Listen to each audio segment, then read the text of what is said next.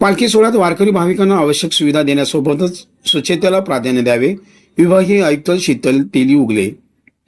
पालखी तळावरील अतिक्रमणे तात्काळ काढावीत. बंडी शेगाव येथील सोपानकाका पालखी तळ 30 जूनपर्यंत सुयोग्य करावा.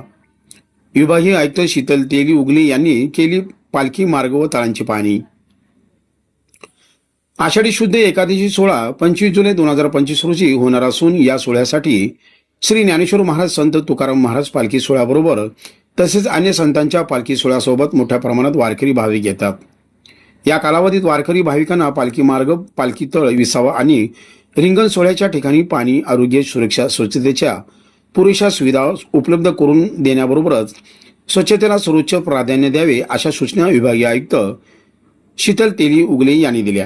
पालखी सोहळ्याबरोबरच दिवसेंदिवस दिंड्याची तसेच वारकरी भाविकांची संख्या दिवसेंदिवस वाढत आहे व उपलब्ध असणारे पालखी तळ सद्यस्थिती कमी पडत असल्याने पालखी तळास वाढीव जागा मिळावी तसेच जर्मन हँगरची संख्या वाढवावी अशी मागणी संत ज्ञानेश्वर पालखी सोहळा विश्वस्त योगी निरंजन दास पालखी सोहळा प्रमुख ॲडव्होकेट राजेंद्र उमाप यांनी यावेळी केली. यावेळी विभागीय आयुक्त शीतल तेली उगले यांनी नातेपुते, माळशिरस, वेळापूर, बंडी शेगाव, वाखरी येथील पालखी तळांची पाहणी केली. तसेच मंदिर जतन व संवर्धन आराखड्या अंतर्गत सुरू असलेल्या व करण्यात आलेल्या कामांची पाहणी करून माहिती घेतली. मंदिर समितीचे कार्यकारी अधिकारी राजेंद्र शेळके यांनी आराखड्याच्या अंतर्गत करण्यात आलेल्या कामाची माहिती दिली.